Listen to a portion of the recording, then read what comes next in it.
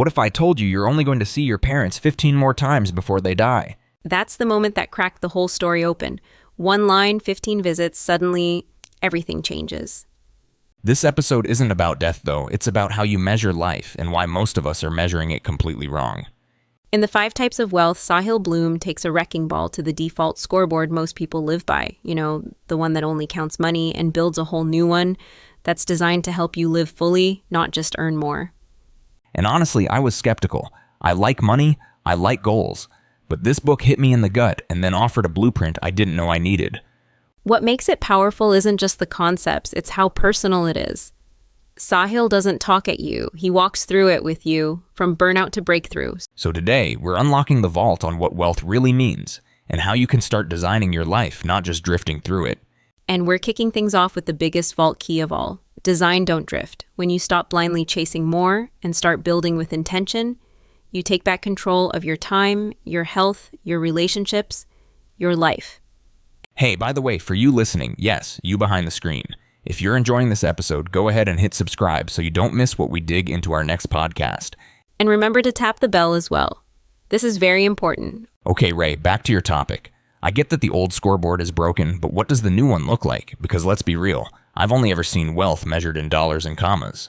And that's the trap. The book flips the definition completely. Sahil says true wealth has 5 parts and money is just one of them. The other 4, time, social, mental, and physical, are just as real and in many cases more important. Wait, so now I have to manage 5 types of wealth?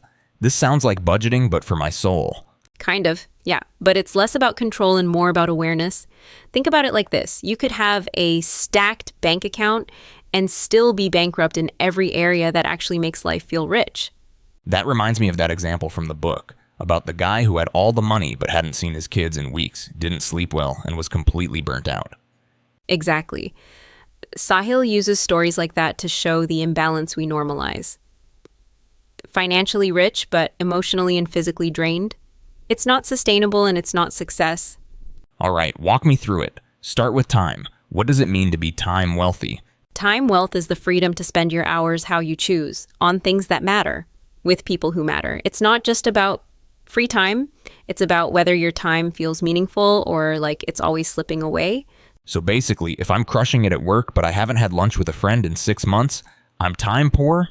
Exactly. And that leads us to social wealth, your relationships. Not the size of your follower count, but the depth and strength of your real-life connections. Who would show up for you and who do you show up for? It's wild how that one hits. I can scroll through people's lives all day, but how many of those people could I call in a crisis? That's the check-in.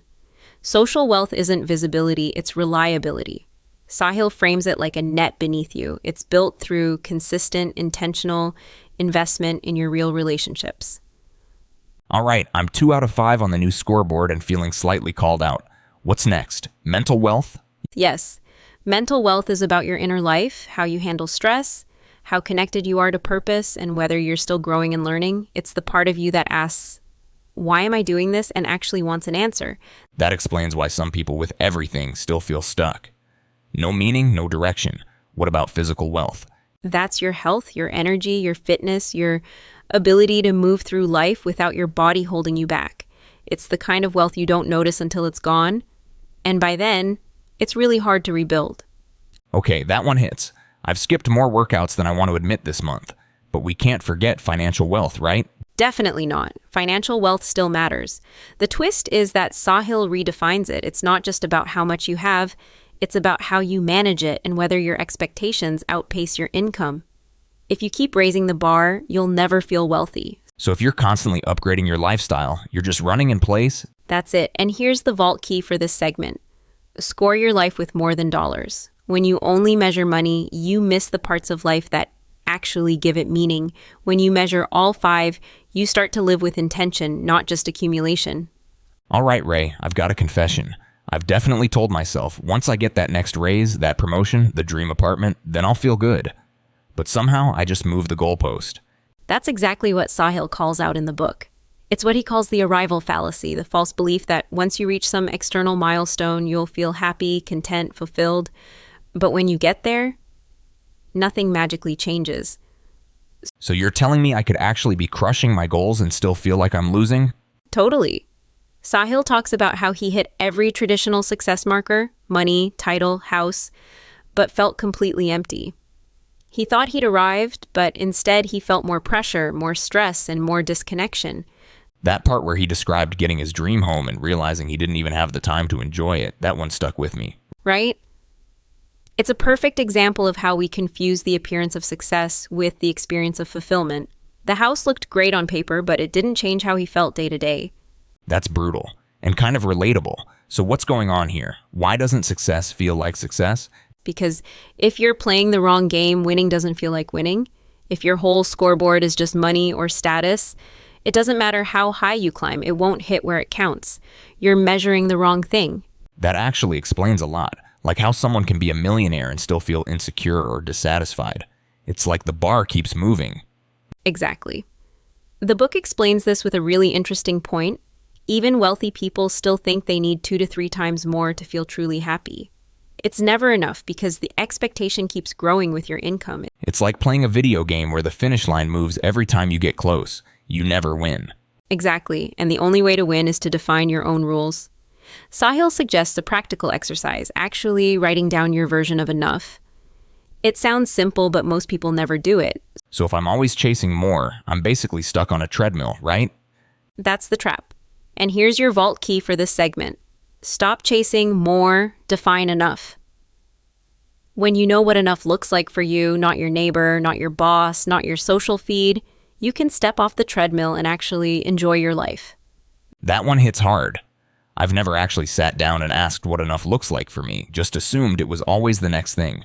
Most people do, but if you don't define enough, you'll always feel behind, no matter how far ahead you really are. Okay, Ray, I'm sold on this whole 5 types of wealth idea, but here's my question. How do I actually know how I'm doing? I can check my bank account, but there's no app for mental clarity or deep friendships. That's why Sahil built the Wealth Score. It's a tool to help you measure how you're doing in each type of wealth: time, social, mental, physical, and financial, so you can see where you're thriving and where you need to grow. So it's like a personal scorecard for your life, not just your money? Exactly. You rate yourself on how well you're living each type of wealth. Are you choosing how you spend your time? Are your relationships strong? Are you mentally clear, physically well, and financially stable? Sahil even suggests doing it regularly, right? Like actually scoring yourself every few months just to check in. Yes, and it's such a low-effort, high-impact habit. He talks about doing a quick audit during transitions, end of a quarter, after a life change, just to stay aligned before things spiral too far out of balance. All right, let's try this. I'd say I'm doing pretty well financially, decent physically, but time, not great. Social, hit or miss. Mental, depends on the day. That's actually a pretty typical pattern. A lot of people pour energy into career or finances and end up unintentionally draining everything else. The wealth score helps you spot those imbalances so you can course correct. It's funny, when one area is low, I start to feel off, but I can't always name why. Exactly. That's the power of the score. It gives you language for that foggy, something's wrong feeling. You stop guessing and start adjusting with purpose. Okay, but I can already feel myself wanting to fix everything at once. Is there a strategy here? There is. That's where the wealth flywheel comes in. It's the idea that if you start building momentum in one area, just one, you can generate positive momentum across the others. They're all connected. So like if I start working out regularly, I might sleep better, think clearer, maybe even feel more patient with people. Exactly. Improving your physical wealth fuels your mental wealth. More mental clarity means better time choices. More time freedom can deepen your relationships. And strong relationships often support your growth and even your financial decisions. It's like stacking dominoes in the right direction instead of knocking them down all over the place. That's the perfect image. And here's the vault key. Build your wealth flywheel. Small wins compound. You don't need to overhaul everything. Focus on one area, start small, and let that momentum spill into the rest of your life. All right, Ray, it's time to crack open the vault one last time. Let's hit them with the big takeaways from today's episode. Absolutely.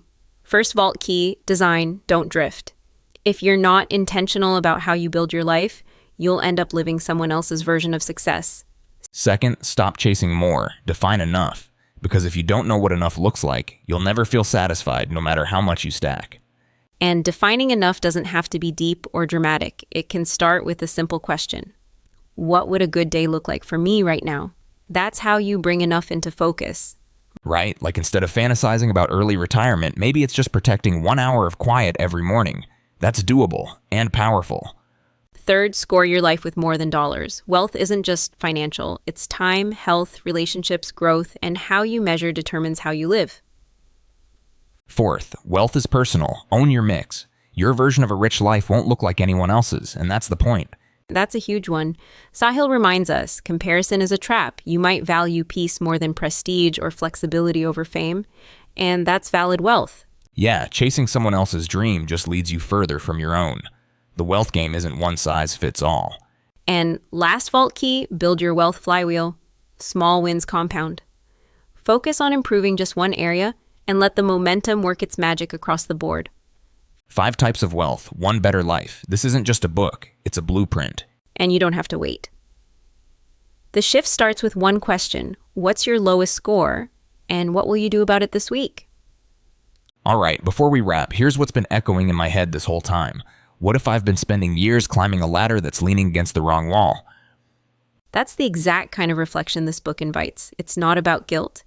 It's about clarity. You can't rewind, but you can redesign. And the redesign doesn't have to mean quitting your job or moving to a cabin in the woods. It could be a 2% shift, something small that moves you closer to what actually matters. Exactly. Sahil calls those micro adjustments. Tiny shifts in how you spend your time, your attention, your energy, stacked up over weeks, they can change your entire trajectory. So here's the final challenge. Don't just nod along. Actually take the wealth score. Rate yourself across the 5 types. Just be honest with where you're at. And once you've got your scores, don't try to fix everything.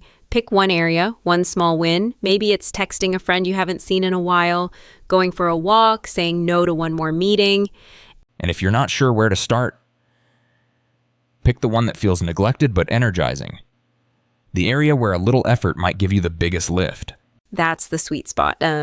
The book reminds us that momentum matters more than perfection. Start with what lights a spark and let it pull the rest forward. This is where the magic happens, right? Not in giant leaps, but tiny decisions repeated with intention. Exactly. And here's your final vault key. Start now. Life won't wait. You don't need more time. You need more alignment. Start with one step today and let that become your new path forward. This is the end of our episode. If it gave you something useful, make sure to hit the like button, drop a quick comment, and share the episode with one friend you care about and who can benefit from it as well. Thanks again for watching, and see you next time.